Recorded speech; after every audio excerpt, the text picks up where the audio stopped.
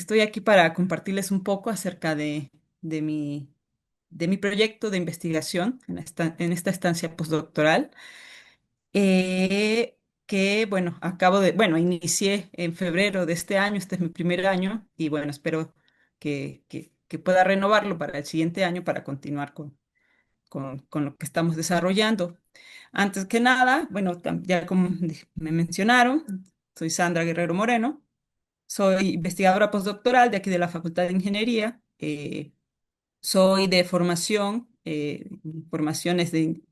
soy ingeniera geóloga, y hice mi maestría, mi doctorado en el programa de posgrado de Ciencias de la Tierra en el Instituto de Geología y en el Instituto de Geociencias en Juriquilla.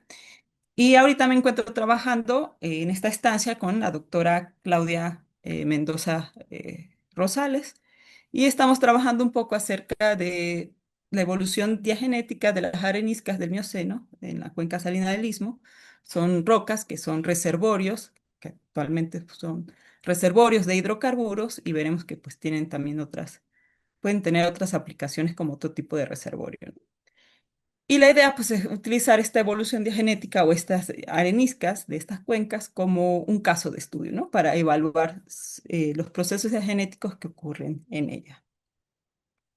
Bien, antes que nada, me gustaría mencionarles mis líneas de investigación. Yo soy ingeniero geóloga, pero me especialicé más en la maestría y en el doctorado con petrología de rocas clásticas y rocas carbonatadas, enfocándome en la procedencia y en la ruta de los sedimentos, con el uso de otras técnicas especiales como geocronología y geoquímica de minerales pesados detríticos, que lo utilizamos específicamente en el caso de mi trabajo, en mis trabajos anteriores, eran para reconstrucciones paleogeográficas, ¿no? Reconstrucciones de cómo estaban dispuesta la configuración de los continentes en el pasado y cómo se formaron todas esas cuencas en el pasado geológico.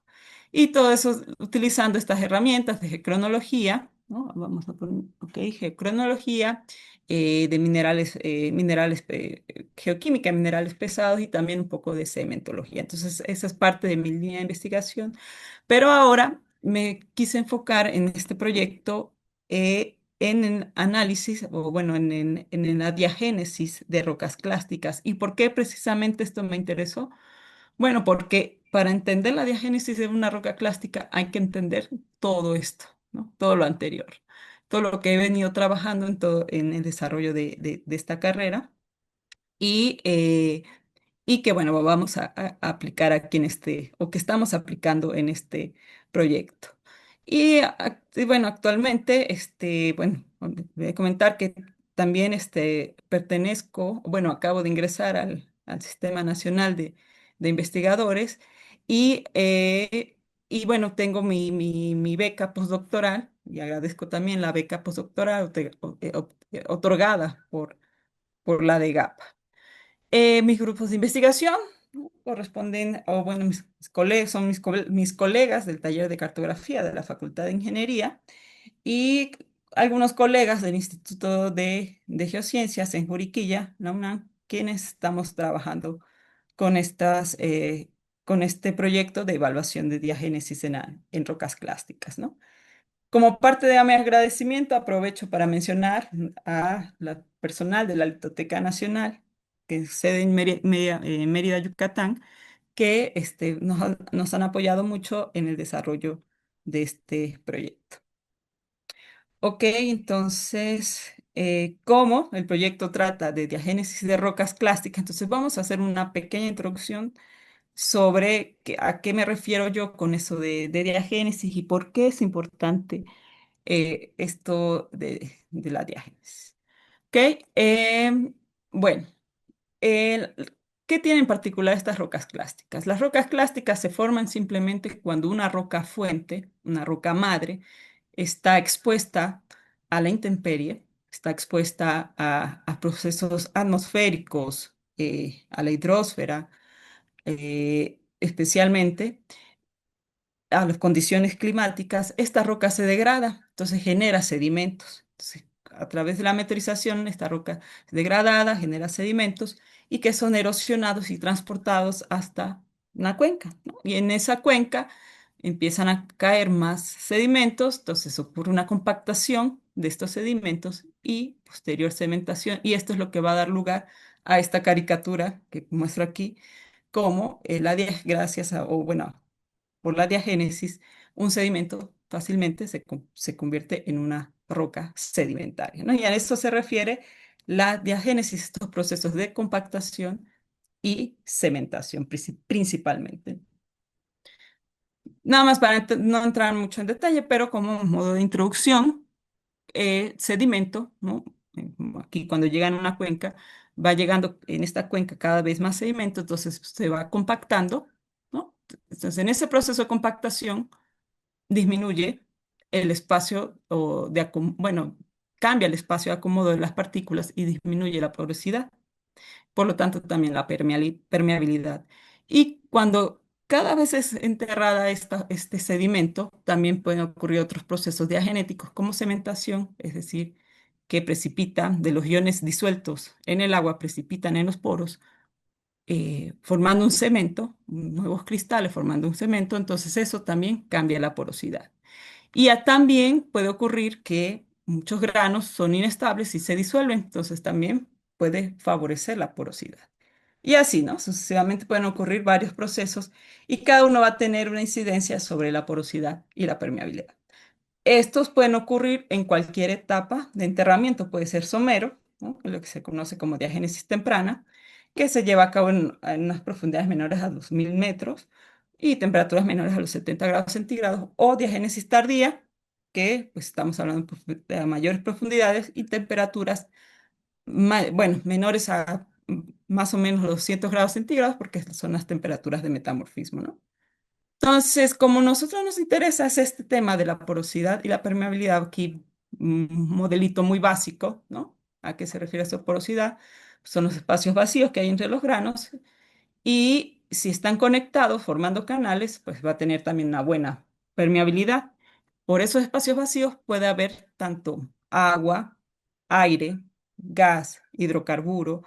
Entonces, una buena porosidad y permeabilidad de una roca va a influir en que en esta unidad o este depósito pueda ser una buena roca para el almacenamiento de esos recursos, agua, hidrocarburo, pero también como un buen reservorio para CO2. En este caso, últimamente se han hecho muchos estudios de este tipo porque, por una parte, para mitigar las emisiones de CO2 a la atmósfera, pero también en los pozos petroleros están utilizando mucho estas técnicas para hacer que los otra vez vuelvan a producir estos pozos, ¿no? Pero para ello es necesario evaluar la calidad que tenga ese reservorio, es decir, que tenga buena porosidad y buena permeabilidad, y esto es muy importante también como un reservorio geotérmico, ¿no? Que sea un buen reservorio geotérmico y o cómo se puedan mover en el caso de un acuífero, que bueno, que almacene agua, por supuesto, pero cómo se puedan mover los ciertos contaminantes en el acuífero, ¿no?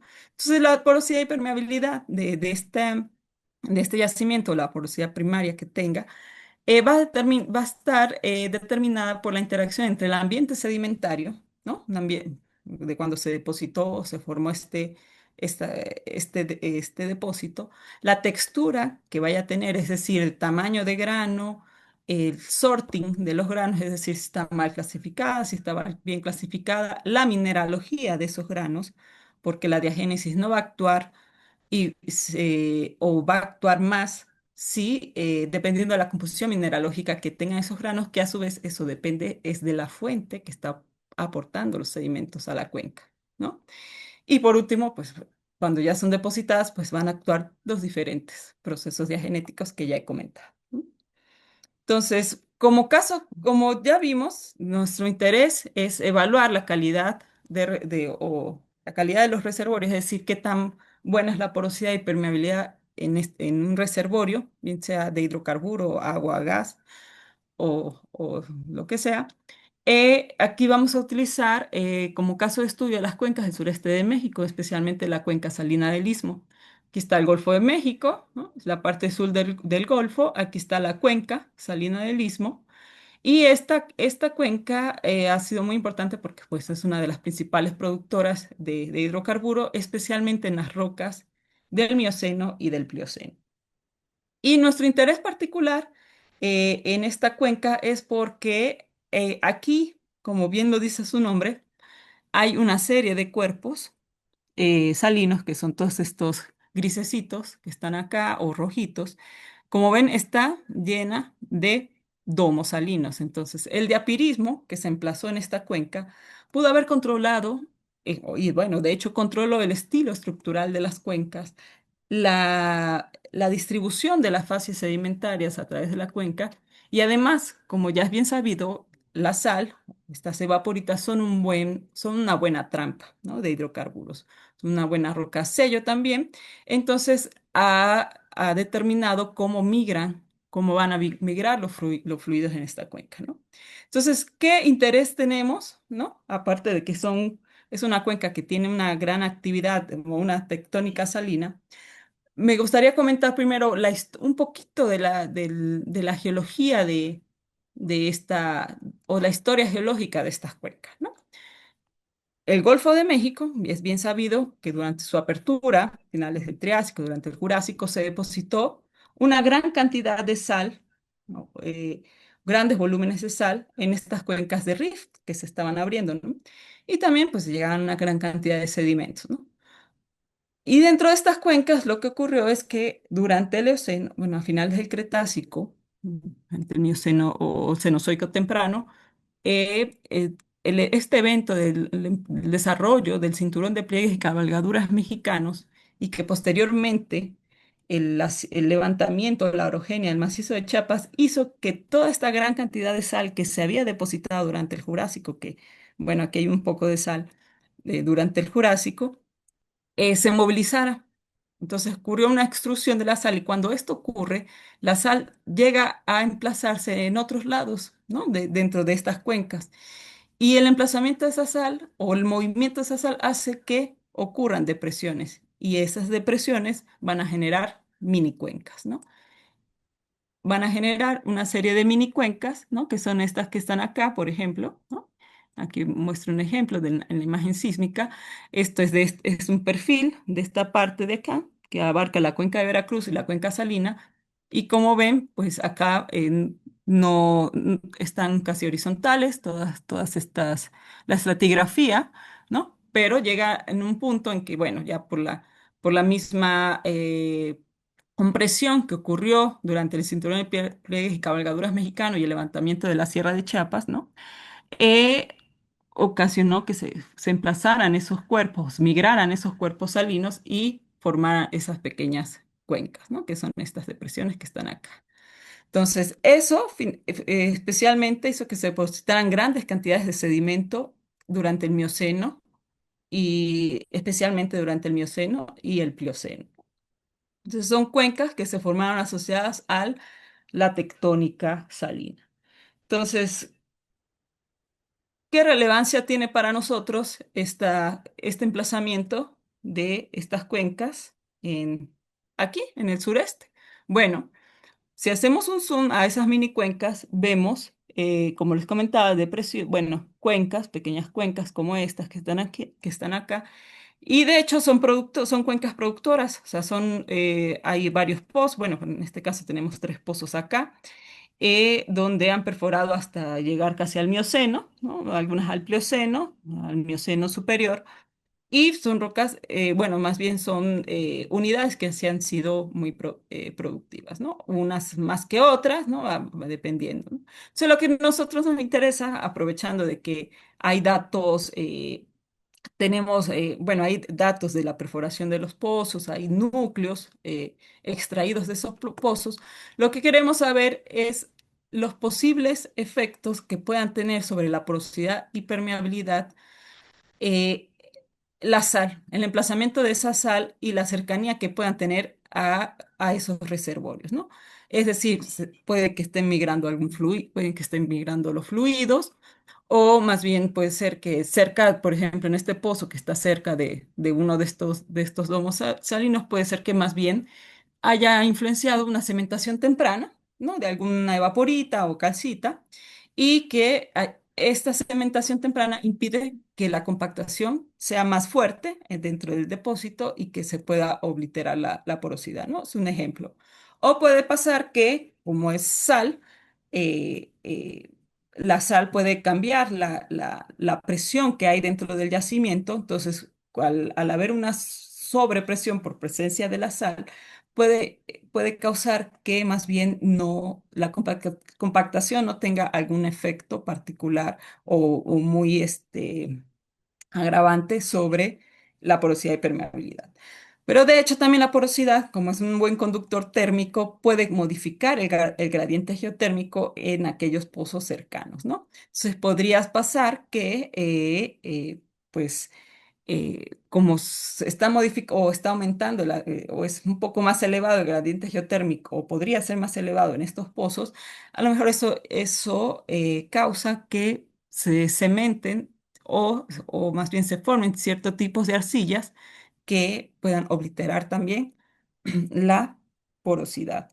Ok, entonces, eso es lo que queremos nosotros acá, es investigar o bueno, o caracterizar todos estos, todos estos controles diagenéticos en un contexto tectónico donde está influenciado, que es influenciado por la sal. Para ello, pues vamos a tomar en cuenta la cercanía y lejanía de algunos pozos petroleros a estos domos salinos. Eh, Otro de los objetivos puede ser que la sal no tenga ninguna incidencia, lleguemos descubramos que no puede tener alguna incidencia, pero entonces tendríamos que poner otra variable, que es el ambiente de depósito sedimentario. El ambiente de depósito va a controlar cómo es la textura primaria del sedimento, es decir, cómo es el tamaño de grano, cómo están dispuestos estos granos, si están bien clasificados, mal clasificados, y eso va a tener, y la porosidad y la permeabilidad, o bueno, más bien los procesos diagenéticos van a tener un impacto sobre, sobre ese depósito, sobre ese sedimento, y así va a cambiar o no la porosidad y permeabilidad inicial del depósito. Por supuesto, la composición es una variable importante. La composición está determinada por la fuente que está aportando los sedimentos a la cuenca y a su vez eso está relacionado con el clima al momento bueno, de que esta roca está expuesta al intemperismo y que está generando sedimentos y depositándose en la cuenca.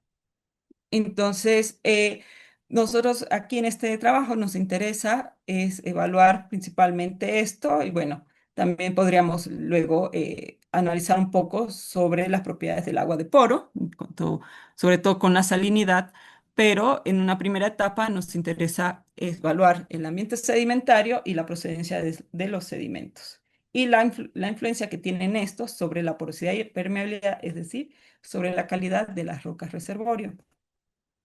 ¿Qué vamos a hacer? Bueno, necesitamos muestras, ¿no? Entonces, nosotros escogimos, por ahora son 8 pozos, de los cuales ya tenemos, de algunos de ellos tenemos muestras, bueno, de todos ellos tenemos ya muestras en láminas delgadas, ¿no? Y también tenemos muestras físicas, y fueron escogidos estos pozos dependiendo de la disponibilidad que había de este material en la litoteca, ¿no?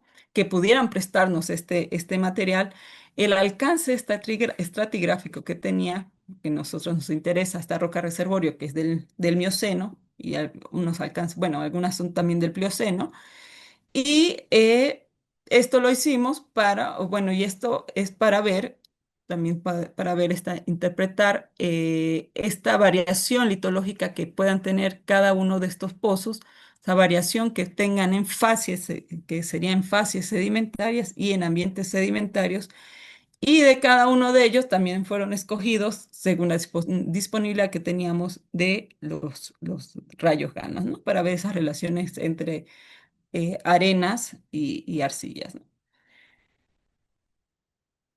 Como ven, cada uno de ellos algunos están muy cerca, de los domos salinos, que son estos grises, y otros un poco más alejados. Entonces queremos ver si hay alguna variación en porosidad y permeabilidad según su cercanía o lejanía con los domos salinos, o simplemente los cambios diagenéticos que estamos viendo en esta roca están relacionados al enterramiento, ¿no? Al sepultamiento, enterramiento, al ambiente de depósito y la composición de las areniscas, es decir, la procedencia de los sedimentos.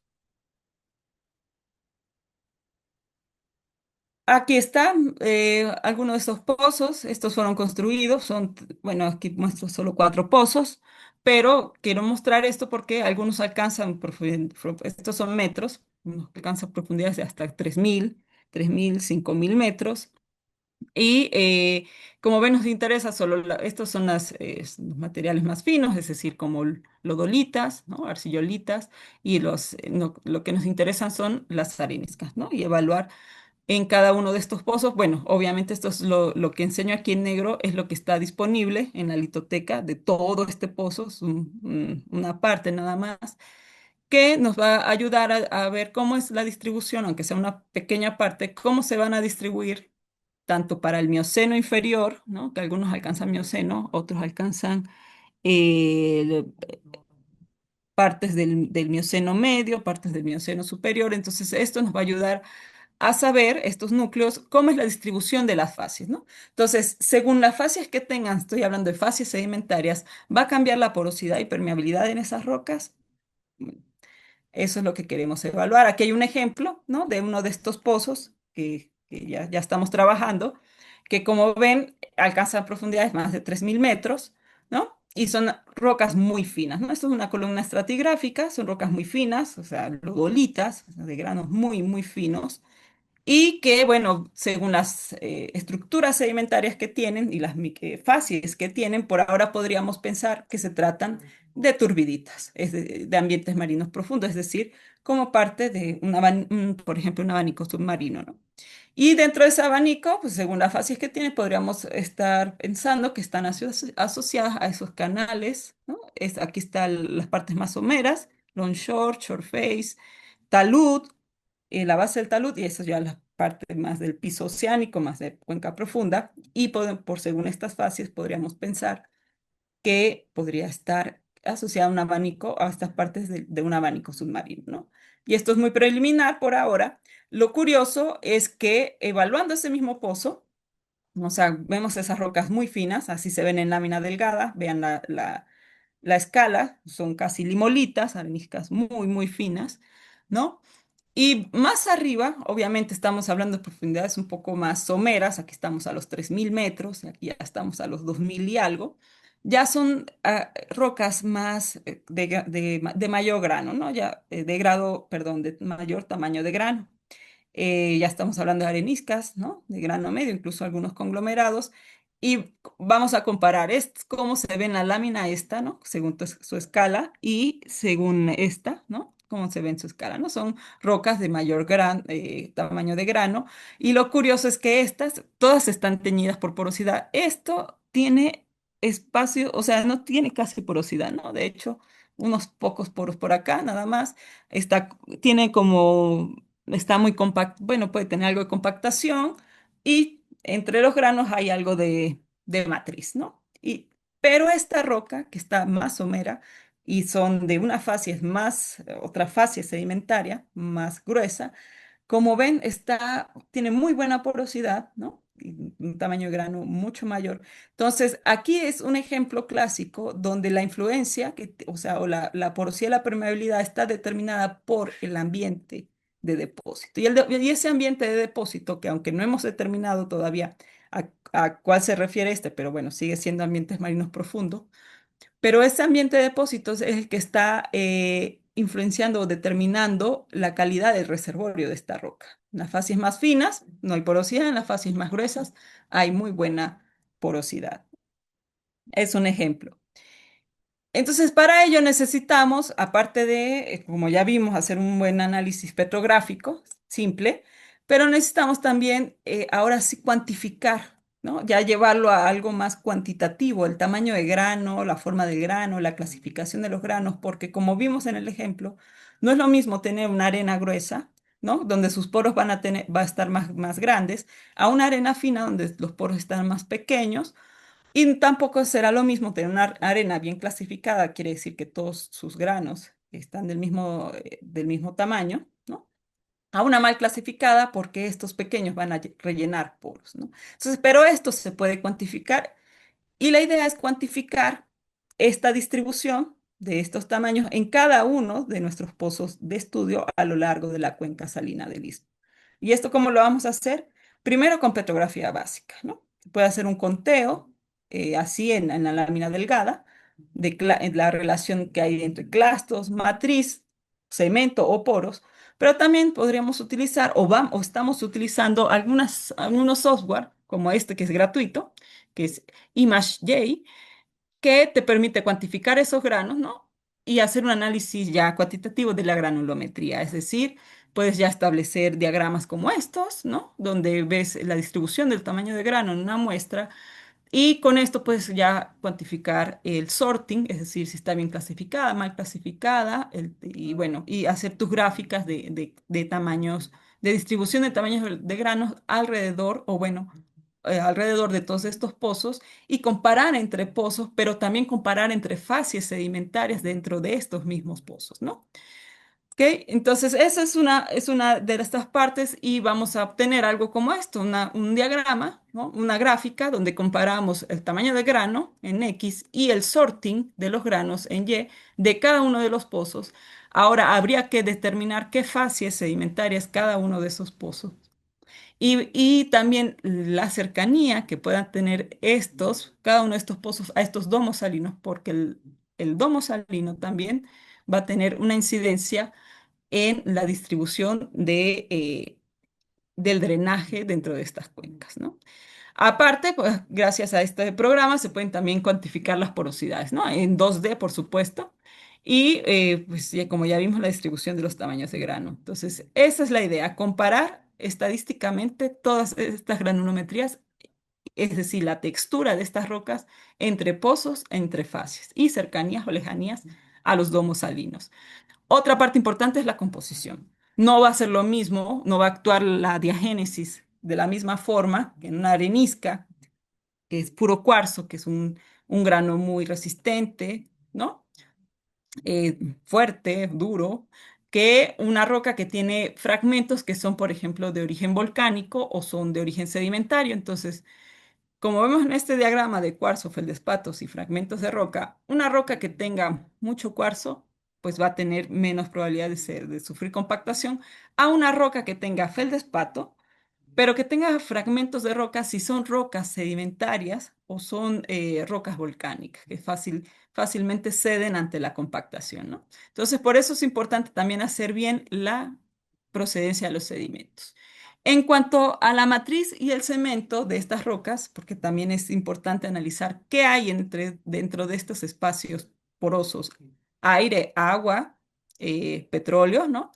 O cemento y matriz que está rellenando la porosidad. Entonces, puede ocurrir que el cemento esté como este, que se haya emplazado de forma temprana. Aquí está una caricatura, si se emplaza de forma temprana, durante la diagénesis temprana, no hay compactación. Como ven, los granos están alejados unos de otros. Perfecto. Entonces, probablemente en alguna etapa diagenética esto se puede disolver y se preserva la porosidad primaria de la roca.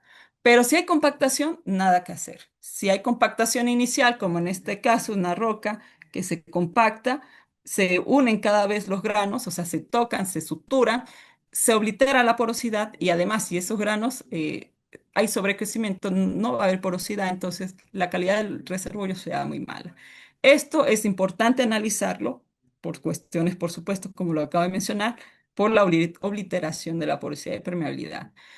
¿Cómo lo vamos a hacer? Bueno, como estamos hablando de cemento, muchas veces el microscopio petrográfico no nos permite ir más allá, ¿no? Entonces tendremos que utilizar otras técnicas como la microscopía electrónica de barrido. En este caso, por ejemplo, en esta roca que tiene una matriz, sería bueno ver esa matriz que está rellenando un poro de qué es, ¿no? Entonces puede ocurrir que pueda ser de hilita, ¿no? de hilita o un interestratificado de hilita esmectita, y esto, que se dé una o la otra, va a depender de la historia térmica de enterramiento que haya tenido la roca. Mientras mayor haya sido, pues todo lo que haya sido esmectita se va a convertir a hilita y esto es lo que va a rellenar el poro. Pero como estamos hablando también de un contexto donde hay tectónica salina, puede que haya, que la sal también esté rellenando algunos poros, ¿no? En este caso hay un ejemplo de una alita rellenando poros, ¿no? O también alguna otro tipo, un sulfato, un yeso, ¿no? Y también es bueno saber si los granos están siendo recubiertos, porque muchas veces esto impide que crezcan cementos, ¿no? Entonces, esto favorece la preservación de la porosidad. Para ir más allá, ¿no? Porque muchas veces ya el microscopio electrónico barrido solo te da una idea de cómo se ve la mineralogía en estos poros. Tenemos que ver qué tipo de arcillas hay perdón, qué tipo de arcillas hay, porque según la formación de la arcilla vamos a saber a qué temperatura ha llegado nuestro reservorio, ¿no? Si fuera una roca madre, una roca generadora, pues ya sabemos que más de 120 grados centígrados no va a generar ya nada, ¿no? Pero como estamos hablando de un reservorio, lo que queremos saber es a qué esa transformación de esas arcillas a otras arcillas y a qué temperatura ha llegado, ¿no? Porque luego la transformación de esas arcillas a otras más cristalinas, por ejemplo, de esmectita a hilita, va a rellenar o va a cristalizar en estos poros, obliterando la porosidad, ¿no? Aquí tenemos el caso de la esmectita, que bueno, en aumento de la temperatura pasa a un interestratificado de hilita a esmectita y hasta convertirse en hilita a temperaturas más altas, ¿no? Y así también puede ocurrir con esmectita, que puede cristalizar algo más bonito, más cristalino como una clorita, ¿ok? Entonces, por eso es importante hacer la difracción de rayos X, el difractor, y utilizar difractogramas para ver cómo se mueven los picos y también para ver qué facies arcillosas tengo y saber a qué temperaturas está sometido mi reservorio. Y finalmente, esto lo hacemos para llegar a un modelo algo así, parecido a esto, ¿no? Aquí nada más estoy utilizando un software que tiene la UNAM, la licencia, que es el Leapfrog, ¿no? Para ver la distribución de estos cuerpos salinos en 3D. Aquí están en azul uno de mis pozos, este es otro, por aquí hay otro. Y la idea es ver la distribución 3D de estos cuerpos salinos, pero no solo de eso. Queremos ver también cómo se distribuyen las fases sedimentarias para el Mioceno y el Oligoceno en 3D. Y así también tratar de integrar a este modelo 3D lo que es esta cuantificación de las texturas y la distribución de cementos y matriz en nuestros reservorios, ¿no? Y así vamos a ver si tiene una incidencia la cercanía o lejanía a estos domos salinos sobre la porosidad y la permeabilidad, ¿no? Ok, entonces ya finalizo con esta presentación. Aquí están mis datos de contacto. Me pueden localizar, siempre estoy aquí en la Facultad de Ingeniería. Se olvidó comentar que soy profesora de asignatura de la materia de petrología sedimentaria para la carrera de Ingeniería Geológica. Y aquí estoy siempre en la facultad. Muchas gracias.